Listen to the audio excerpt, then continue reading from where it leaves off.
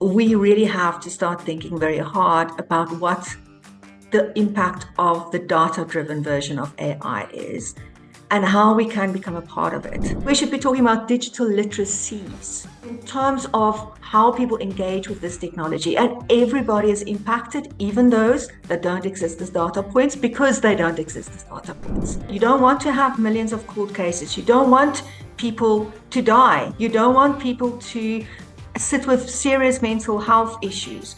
It's not just about robots killing people.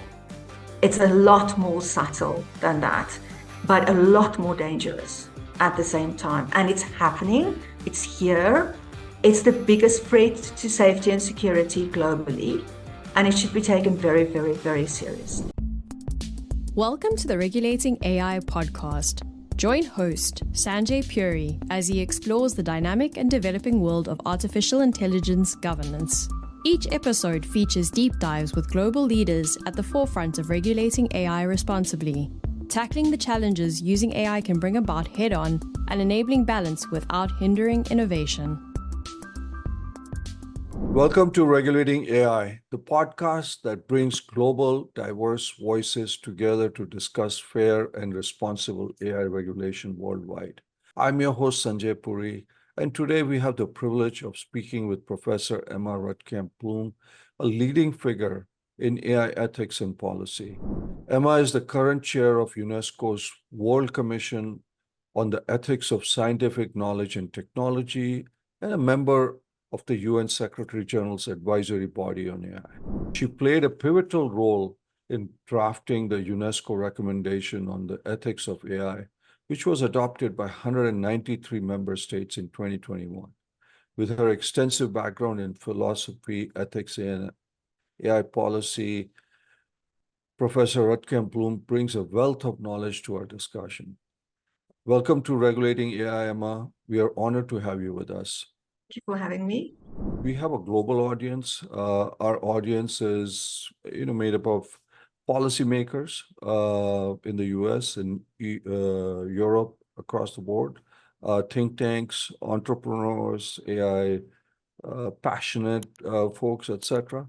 So can you talk a little bit about your journey into the field of AI ethics and what inspired you to pursue this path? I started off actually as a philosopher of science, working on scientific realism and applying mathematical logic approaches such as non-monotonic logic to try and bring different perspectives to some obstacles in the then conversations on scientific realism, which was towards the end of the 90s when I was working on my PhD. I worked in that kind of environment, moving a little bit to philosophy of technology at times, but I also taught formal logic to symbolic logic to BSc artificial intelligence students at the University of South Africa in the computer science department. And that brought me into contact with many people working in the then logic-based AI. Well, it still exists,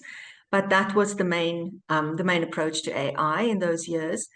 And through that, I became a member of the Center for AI Research in South Africa, which is a distributed center among 9 universities and which is multidisciplinary. I was never really, maybe I shouldn't say that, interested in the social aspects. I loved working with the symbolic staff and thinking about science and, how it relates to reality, but more about the testing and so on.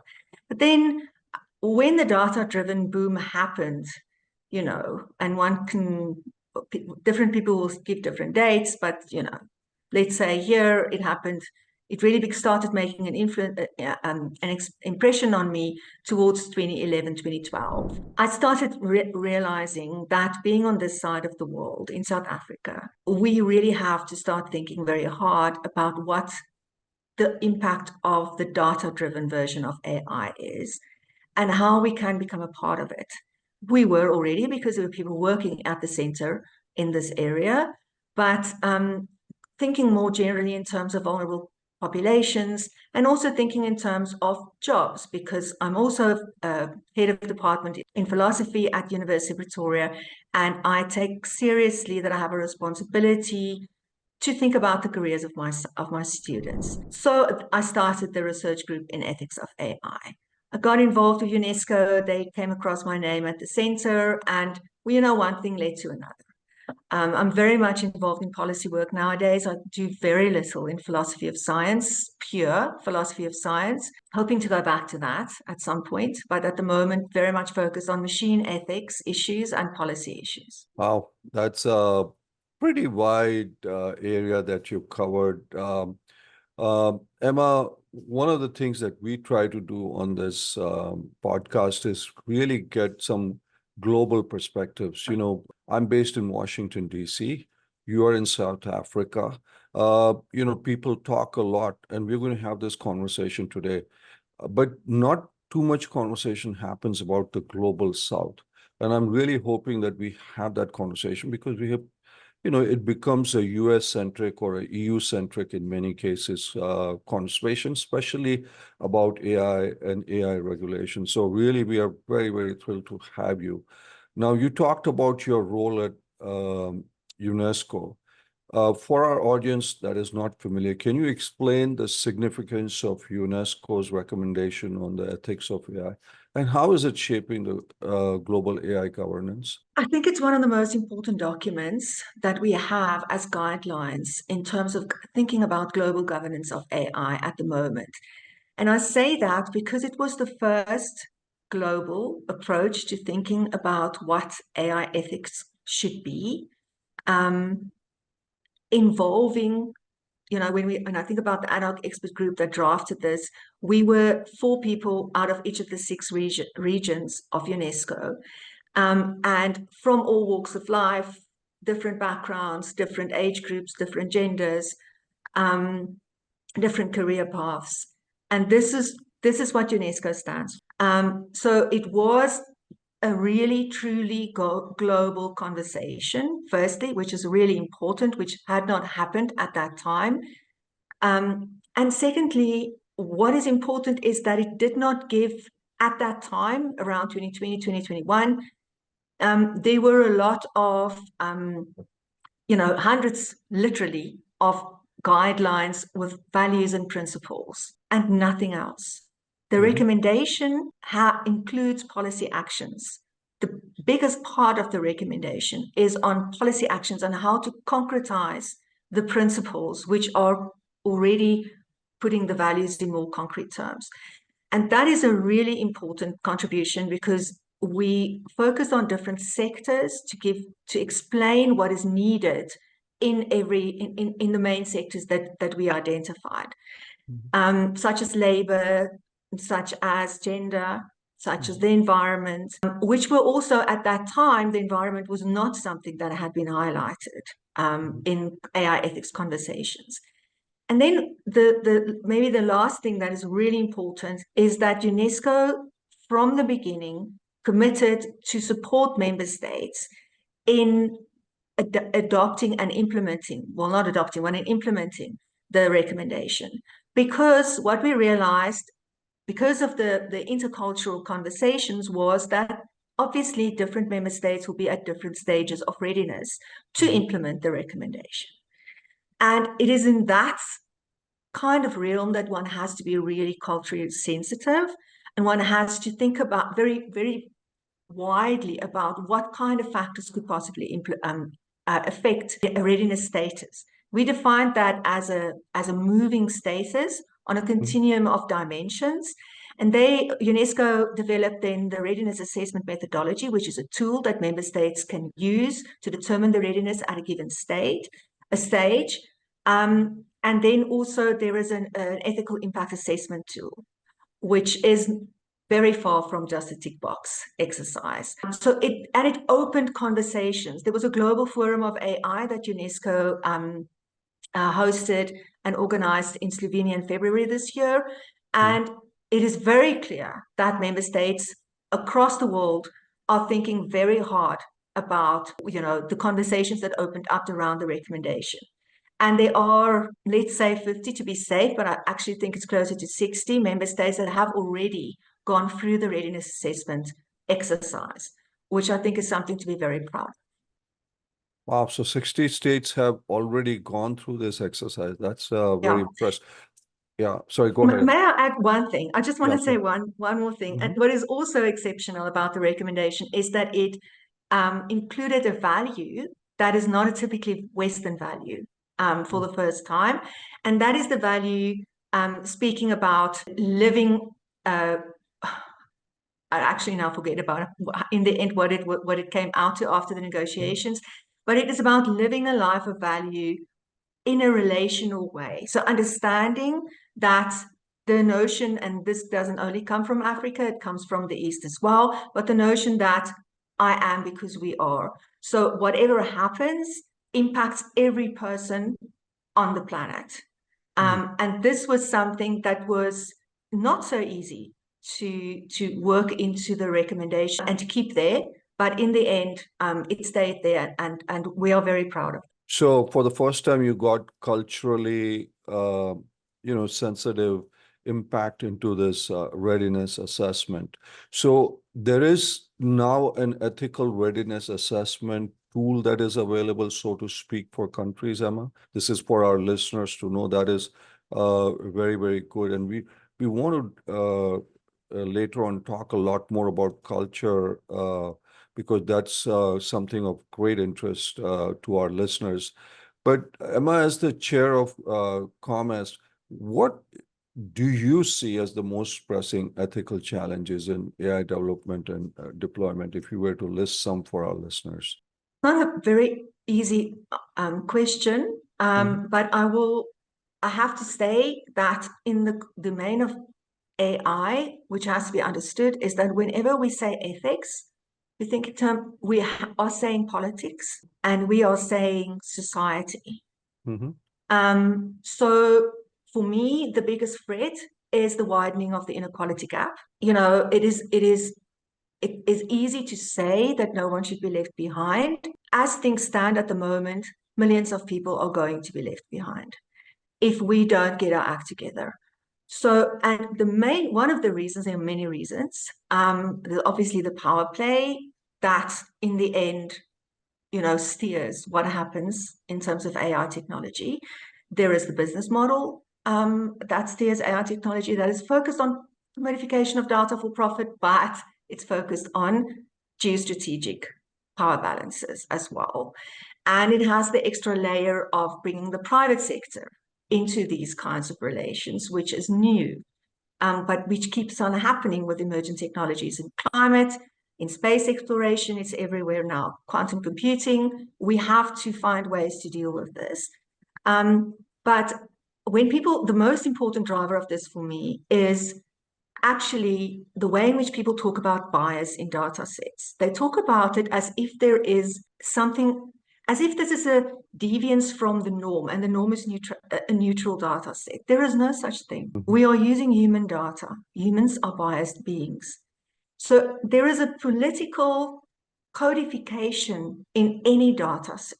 So what we have to be sensitive for is what is the story being told in that political code that is hiding behind the data. That is what is important. And together with that, I mean, obviously, I can say lots of concrete things in terms of Africa, in terms of penetrability, in terms of internet connection and connectivity. South Africa had huge electricity problems for a while. We seem to be out of it, really touch wood.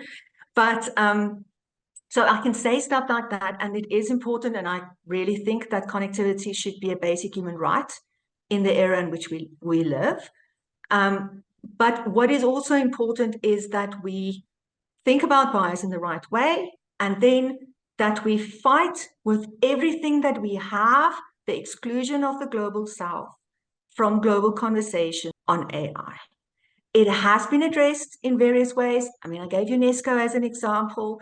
The UN advisory body also drew people from across the world. And I'm proud to have been there as somebody who has lived for more than 50 years in Africa, close to 60 actually. So I think, and there are different ways in which we should fight that. And one way I would just say is language. To portray the global south as consumers of AI technology fits certain narratives. We are not just consumers.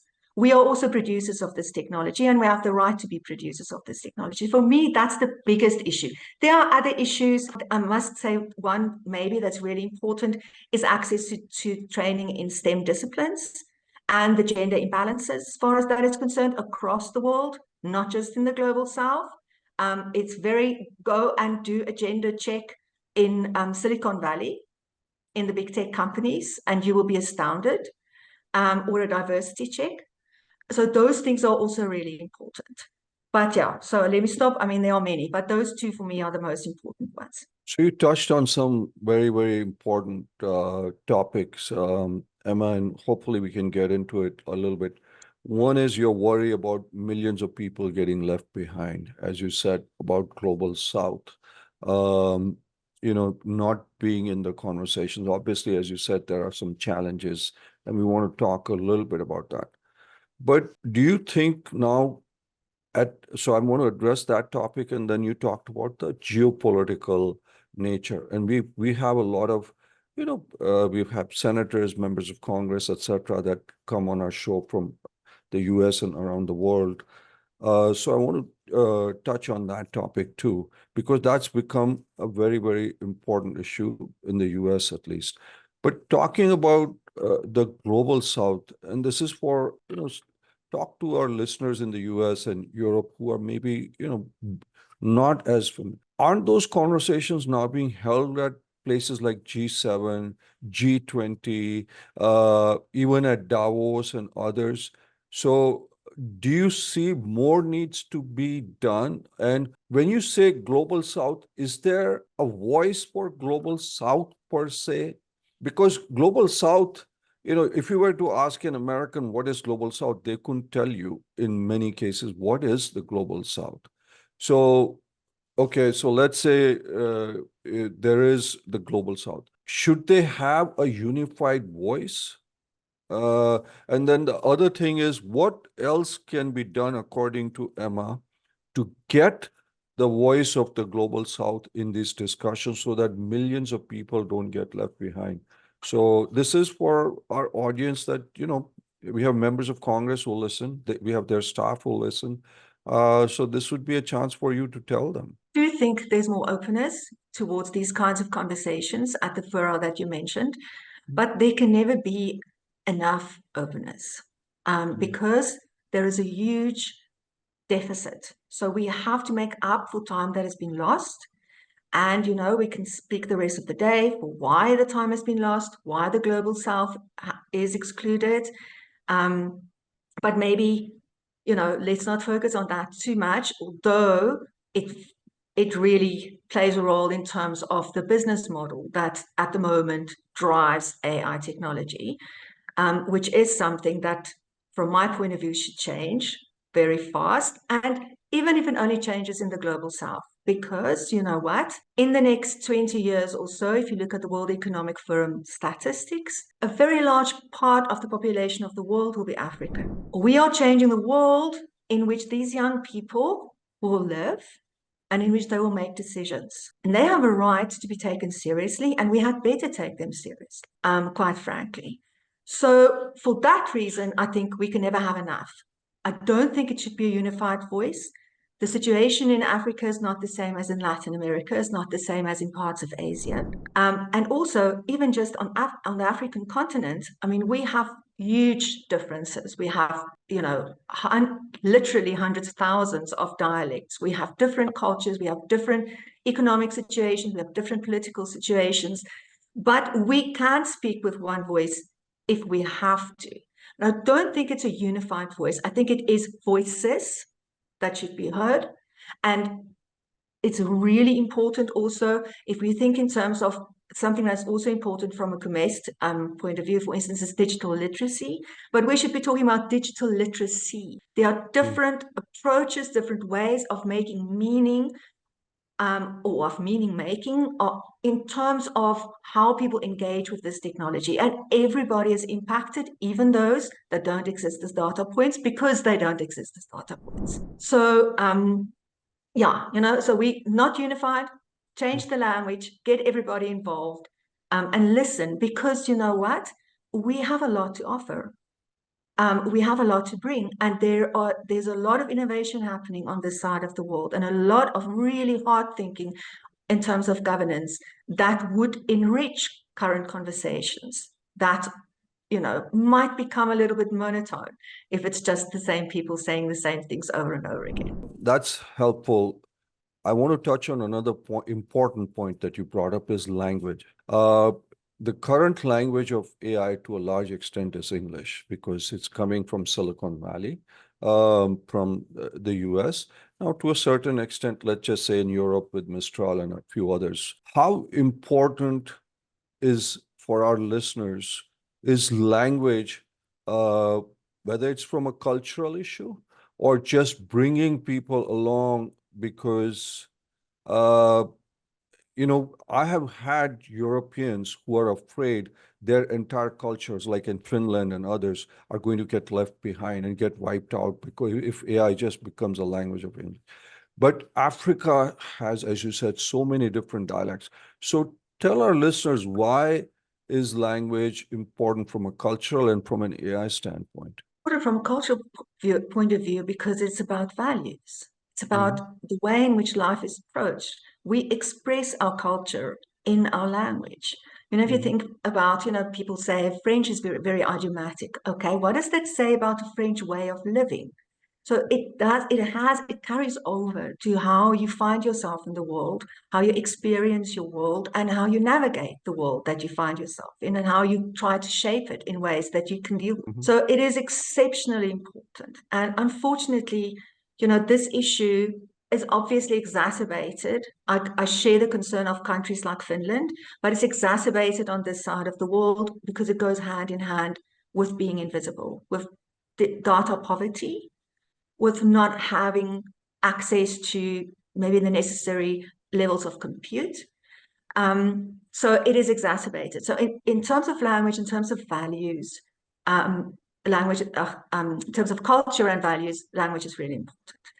Language is also important in terms of AI, because we should think about changing the business model. But that, having said that, now you have to understand something. So we say, okay, we want, and we have many entities like that. We want to build grassroots communities that build natural language processing, say, applications for particular indigenous languages. We have Lelapa AI. In South Africa, we have Masikani natural language processing. There are many examples. I give the South Africans ones because I'm proudly South African. But what happens then is that you have to take into consideration that you have a huge responsibility if you start working on building such applications on the data of people that have not existed necessarily as data points before. You have to protect their dignity, you have to protect their privacy, you have to protect their culture, you have to be transparent with what will happen to their language if it becomes in this way part of the AI world. So it isn't something that can ever, and nothing in AI could and should ever be done without responsibility. So one should also be able to reflect on this, but that it's needed and that Africa can play a huge role in this respect is really important. Hopefully it will happen with emphasis on retaining ownership of data. I cannot stress that enough. We can talk long stories about data colonization. It's a real thing. And we should stand very strong against that. Let me just say that, but be proud of owning your own data. Don't give it away without thinking. And governments should take this seriously. So owning your own data is important, and language defines culture, as you've said. You touched on another point, which is a current theme right now in Washington is the geopolitical issues of AI. It's become a very important and a sensitive subject. And there is a perspective that, that there are national security implications of AI. And do you believe the global South is going to get caught in the middle of this whole geopolitical challenge? I mean, just putting it bluntly, it's the geopolitical challenge of in AI is the United States and, so to speak, the Western world framework against, let's say, China, for example. So where does the global South fit in here? I can give two answers. One is nowhere. And the other one is it has a role, but the place for it in the current business model is to see it as a dumping place for maybe labor, what's the word?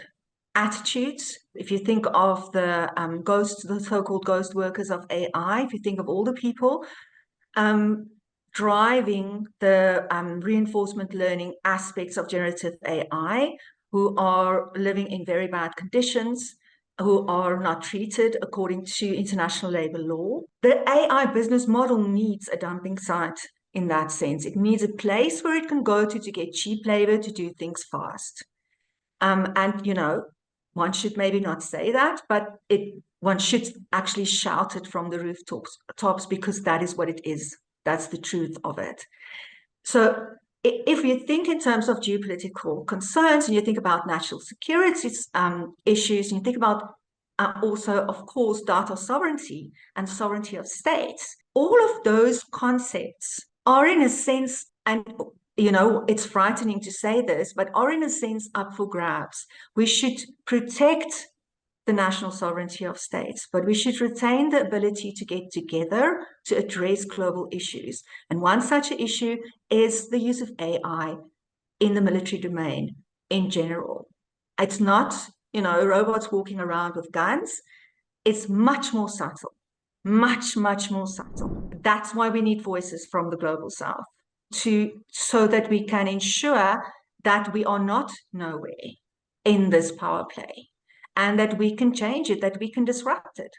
Because we are talking about a disruptive technology anyway, many things have to be disrupted in terms of how we see the world, so that we can have a truly global world order if we talk about AI technology. So what you're saying is, one point you said is Global South is nowhere, but in some cases, it's also becoming a dumping ground.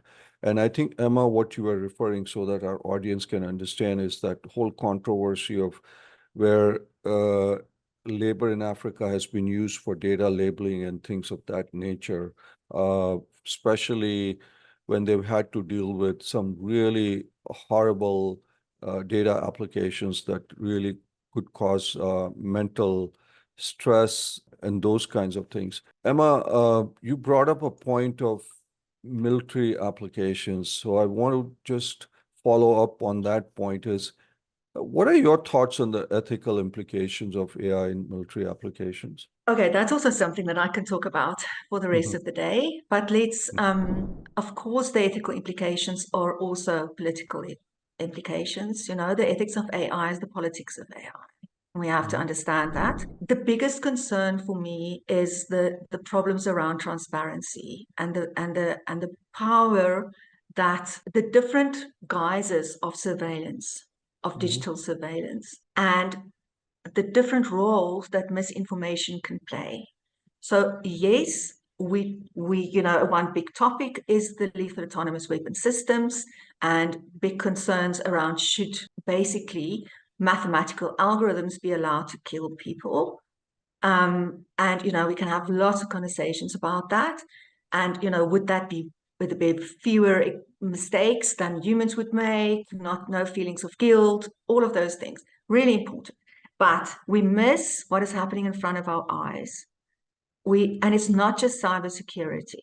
There are many different ways in which artificial intelligence technology is used to disrupt national security of sovereign states. And we have to understand, we have to learn to recognize this. I really think it's important that there is awareness around this across the world in all governments, and that this is something that is taken into account together with data ownership and other concerns that I've mentioned already by governments to work with companies or entities from the other side of the world to build a data center in your country. What is it that you're going to be giving up? So for me, it's a very wide issue. much wider than just concerns around human dignity. It's not just about robots killing people. It's a lot more subtle than that, but a lot more dangerous at the same time. And it's happening. It's here. It's the biggest threat to safety and security globally. And it should be taken very, very, very seriously. So what you're saying is we need to definitely take it seriously, and that data sovereignty is very important. You touched on one point, and I want to just bring up data centers. Right now they are the topic du jour, so to speak. These hyperscalers are setting up data centers around the world. Singapore has probably the second largest. Now they're going across Malaysia. And I've seen that Kenya has become a big location for data centers where Microsoft and I think A42 have put some major investments in there. Do you see that as a good thing? And it's Kenya because data centers need several things. They need land, okay? They need energy, they need water, and they need, basically those are some of the infrastructures, things they need. Any thoughts on whether there should be more data centers? But then you are also coming up on this conundrum of energy and sustainability that comes up that you talked about earlier. So just quickly, some thoughts on data centers since you brought it up. If you think in terms of global governance concerns, and if you think about sharing the benefits of AI globally, because everybody is contributing to AI technology, not because one part of the world is consumers and the other part is producers. The huge amounts of data that the current trend in terms of AI technology needs is, for most countries, it is not possible to be a role player on that level. So what we need is bilateral, multilateral collaborations in terms of data sharing, but of course with many things in place, not just data ownership, many other things. We need it, and I think it's a good thing, and I think it is sustainable in Africa because it will, it will. There's on the other day I read a document that said there's 177 data centers that are going to be constructed on this continent within the next decade by various big role players. We do need them, but apart from the natural resources, they of course need funding and they need talent. We have a lot of talent in Africa, but we need more because of the way in which the population is growing, and for many other reasons. So I think for me, the most important thing is, yes, data centers are important, but again, data sovereignty should never become data localization. So do not sell your soul for the data center. Think about your population first. Think about your ownership. Think about what is it that you're really trying to achieve? Do you want to be, prescribed to for what will be processed, what it will be used for, those kinds of things. So I really hope that governments on this side of the world will think very clearly and rationally when they make these kinds of decisions. And Emma, you work with the African Union Development Agency and the African Commission on Human and People's Rights, and you mentioned in the future how Africa, with its young and growing population, is going to play a key role. What key insights have you gained about AI governance in Africa from those roles? This is for our listeners who might not be as familiar. I think I've mentioned a lot of them. I think what is really important is that we should push to make our voices heard, that we should ensure that there are African voices, that we should prove that we also can put our money where our mouths are. So in the sense that when we say that we have talent, when we say that we are also producers of AI technology, to be able to show this. And we should work very hard to get there, we need to fix a few things. I'll mention two. One is education and training. Mhm. And this is really, really, really important. We have excellent universities and centers of technology in Africa, but we do not have enough. And Africa is huge. So it's very difficult and it has different communities. It's not all cities. How to do that is, for instance, not to fall for hype from big tech that will tell you that generative AI is the solution to all the problems for rural communities who never had access. Well, you know what? If they don't have access to schools, they might not have access to electricity. They might not be connected. They might not have the devices needed. And maybe they're not interested because their values and their culture will not feature in the knowledge that is created through generative AI applications. Not knowledge, by the way. I don't think it is knowledge. But yeah, so we have to be aware. We have to think very, very seriously about how to revolutionize the way in which we think about education in Africa. And we need to make bilateral and multilateral agreements and help each other so that we can address this issue. The other issue, obviously, has to do with problems related to poverty, problems related to energy, problems related to, something that people don't think about, but something like food security. So the situation in which people live determines also how seriously they think about things like technology. For some people, this is really, can I just have food on my table for my children today? Thank you very much.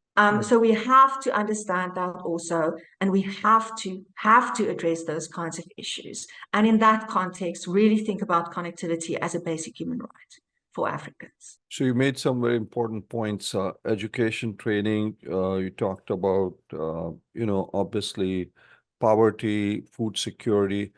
But education and training, which is also an important thing in the US and other countries too, because there's involves reskilling of a workforce. And you talked about how, especially in rural communities, is there a role for remote education, online education? Because now, why have the students come, and you are at a university, so I don't want to take your university's work away, but why have students come to universities when universities can go to the students, Emma? Yeah, well, that is a really hard question. I think it is because maybe we should just take not maybe, definitely, we should take a lot more care in what the quality of remote learning is like. There is a lot still to be said for creating knowledge as a social construct, as something that happens only in groups, that happens only in interaction, and you can walk up to a person and quickly say something, and you can read their body language. So for those kinds of things, I think in-person contact of some form is still really important. Humans are social beings, but that remote education can play a really important role, stands, as a fact. But again, obviously, on my side of the world, we need to fix the connectivity and those kinds of issues first. And we have to take care how much surveillance we allow into the conversation. If you think about all the court cases around the proctorio issues, we have to be careful. We have to be very, very, very careful. Well, what is it that we allow? What is it? Are we objectifying our students? Do we have the right to do that in return for quality education?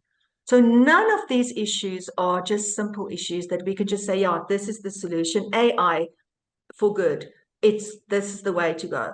It is not just an easy path. It might be the way to go, but it will always ask for a lot of reflection and a lot of thinking around responsibilities and transparency and accountability. Well, that's absolutely the group dynamics plays a key role, not just in education, but just building yourself up. Just shifting to, you had a tremendous role with UNESCO, and you talked about it earlier, but in the US, there is some level of skepticism of international organizations, but So what do you believe that international organizations like UNESCO should play in the global AI governance? There is a role for them. Being a member of the UN advisory body, I'm very much aware on a really personal level, maybe more than I was before, of this kind of resistance. And some of it is certainly justified. Some of it is not. Some of it is playing and reacting to hype around this technology. And we have to be that's why we have to be clear-headed when we think about AI. I think there is a role because many of these intergovernmental organizations have the machinery to do things that cannot be done by the private sector. Yes, it's on the one hand a drawback. For instance, if you think in terms of UNESCO, I haven't played a big role at UNESCO, at a very small part of UNESCO. I just want to say that. But if you think of UNESCO, I mean, everything that is done, everything that is written, all the reports are addressed to member states. So there is a need to also speak to civil society organizations. And at COMEST, when we have our conference every year, we invite civil society organizations, and we're working very hard to change the kind of balance of how much input they can actually make at these conferences.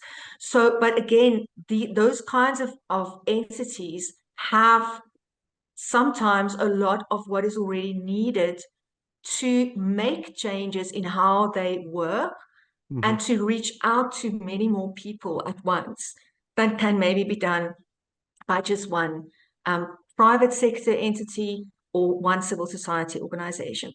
The way forward is, interconnecting, and that's, that was part of the value, the non-Western value in the UNESCO recommendation, the interconnectedness of everybody, interconnecting these kinds of intergovernmental entities with civil society organizations and with the private sector, and taking care on who calls the shots, because it should be a joint endeavor. It should not be handed over to one of these. So I think that in that sense, there might be a lot of change coming in how these kinds of entities should operate, but that we still need them, I think, yes, we do. So there is a role for it, not an exclusive one. Emma, EU passed the EU AI Act. In the US, we're not going to pass anything. We're in a presidential race, and in the conversations that we've had with leaders here, they believe we need a low touch. We want to keep innovation going. Do you think Africa or the Global South or African Union will have their own AI act, so to speak, or they're going to kind of rely on or with the EU AI Act or stuff? This is these are some of our listeners want to know this from you. Is there going to be something coming from Africa? Yes, there is something already on the table from Africa. There is an AI strategy for the continent that was developed by the African Union, and there are also other, can't find the word, processes, continental-wide at the moment. There is a white paper, and no, we don't want to rely on the EU Act. Yes, the EU Act is really important for us, and I'll tell you why, because it is the first regulation that addresses the transboundary and nature of big tech. So there are ways now to keep them accountable across borders, and this is sorely needed for many reasons. And this, because one of them is that, and this is also why global regulation is important, this might be the only protection that some people will ever have in some parts of the world. So it is important. It's also important for the transnational nature of it. It reaches beyond the borders of the EU. But we don't want to rely on that only. We want to have our own strategy, and we want to have our own act. It will look different from the EU because there's a lot more diversity in Africa. And I'm really, really hoping that our strategy will be built on a different kind of business model. But we will see how far that kind of idealism goes. But yeah, no, certainly we're working on our own stuff, and we have our own stuff going Great. strongly. So for our listeners, there's something in the works and it'll come hopefully soon. They might get inspired by the EU, but it's going to be based on their own conditions that exist in Africa. Um, Emma, you have obviously, you wear so many different hats and so many different interests. One of the things that fascinated me is that you have the intersection of technology and humanity is a kind of a recurring theme in your work. How do you envision human technology relations evolving? I mean, you also have talked about the impact of robots and things like that, and we've had some incredible experts in this area that have come in. But just if you can just briefly touch on that because that's an area for our listeners that are very interested. I think something that we have to realize is that we have, as humans, always interacted with tools, with technology of some kind to shape the world in which we live, to make that world navigatable, to make that world livable. So it is not something new. What is new with AI is simply that it touches us in so many different layers of our lives and that it touches everybody. That you can't hide. You have the right to be forgotten, but that definition is shrinking and shrinking because, if just think in terms of the technology, if your data has been used to train a model, you cannot delete your data. People say they will do it. They are not telling you the truth. So it's a part of, it's a characteristic, is a natural human trait to in some way use technology to shape the human world, our life world, as it's called in post-phenomenology, which is a field of thinking in philosophy. But we have to understand that it's not just a shaping, there is a co-shaping. Technology shapes us right back. And that is where things become really interesting. What kind of a role do you want to give to technology in the co-shaping of the world in which you find yourself? Because it co-shapes your moral values, whether you want to believe it or not. There's really important work and interesting work done on this. But, if Alexa, the default voice is female, what message is being sent out? So it's very, very small example, very, simple example, but it explodes. So what kind of a role do you want to give it? What kind of a role do you want to give it in art, in your experience of art, in the creation of art? There's a lot of really important work being done in the performative arts with the help of AI technology. Mm-hmm. And what does it mean that technology can shape the way in which we experience art? Well, it has. A piano is a technology. But now it's different because it's more personal. So, I really think that we should all keep on thinking, and lots has been written about this in academia, and I won't bore you with that. But there are many different voices thinking from different fields about this. But it is something that we should maybe put also to ordinary people in the street to think about how it is that they are interacting with technology and what role is that they are allowing technology. You will not allow somebody that you don't trust to have an impact on your life. If you think about how passionately young people talk about relationships and trust, okay, does that carry over to the way in which you interact with technology and the role that you allow it in your life? And if not, why not? At least have an answer. Those kinds of questions, I think, are really, really important for everybody to reflect on. Yeah, the role of, it's taking over, whether no matter what age group you are and where you are, it's taken over our life. Emma, I have like maybe 60 other questions and I could go on and on. I think we'll need to have you come back again. But towards the end, we do a lightning round of questions. These are just one-word answers. Let's see what your thoughts are. We've covered a lot of ground. So you ready? Yep. Okay. Innovation or regulation, what should come first for AI? Together. They should come together. Can't have the one without the other. Okay. Global or regional approach to AI governance? Regional, informed by global, but regional. Okay. A centralized or decentralized framework for AI regulation? Decentralized. Okay. I think I know what you're going to say, but let me give it to you. It's human rights or economic growth. What should AI prioritize? Human rights. Okay. Public or private sector, who should lead in the AI ethics development? You know what? I want to say none. Civil society should lead it. Civil society. Good answer. Yes.